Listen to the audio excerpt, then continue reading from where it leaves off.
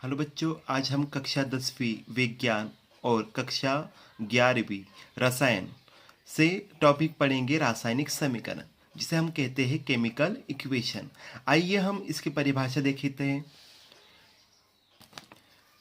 रासायनिक समीकरण वह विधि है जिससे किसी रासायनिक अभिक्रिया को संक्षेप में प्रतीकों और सूत्रों के रूप में लिखा जाता है, जिसे हम रासायनिक समीकरण या केमिकल इक्वेशन कहते हैं। आइए बच्चों, हम इसे उदाहरणों की सहायता से समझें।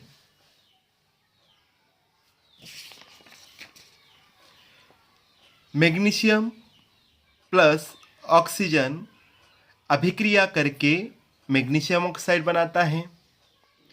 मैग्नीशियम और ऑक्सीजन ऐसे पदार्थ हैं जिनमें रासायनिक परिवर्तन होता है, इसलिए इन्हें हम अभिकारक कहते हैं। इस अभिक्रिया से नए पदार्थ मैग्नीशियम ऑक्साइड का निर्माण होता है, जिसे हम उत्पाद कहते हैं।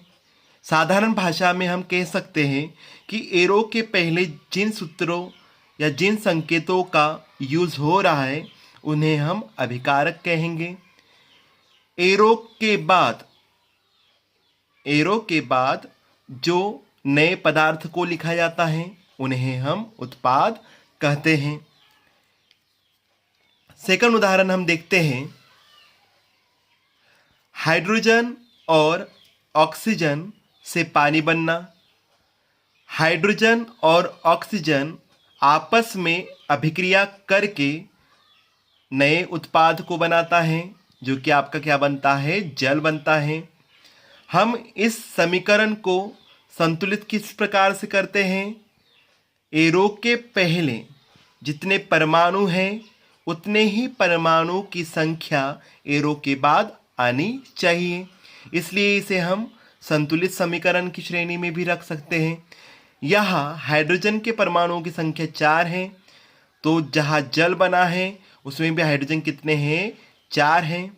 ठीक इसी प्रकार से एरो के पहले अभिकारक में ऑक्सीजन की संख्या कितनी है? 2 है, और उत्पाद में भी आपके ऑक्सीजन कितने हैं? 2 हैं। इस प्रकार से आपको परमाणुओं की संख्याओं को एरो के पहले भी और एरो के बाद भी समान रूप में लिखा जाना आवश्यक होता है, इसलिए इसे हम संतुलित समीकरण की श्रेणी में रखते हैं। आपका थर्ड उदाहरण है zinc plus H2SO4 mean sulphuric अम्ल आपस में अभिक्रिया करके जिंक सल्फेट बनाता है, जो कि उत्पाद होता है और हाइड्रोजन गैस को भी निर्मित करता है। जिंक प्लस H2SO4 को हम संतुलित करते हैं, तो जिंक का एक परमाणु है, हाइड्रोजन के 2 परमाणु हैं, और सल्फर का 1 परमाणु है, और ऑक्सीजन के 4 परमाणु हैं।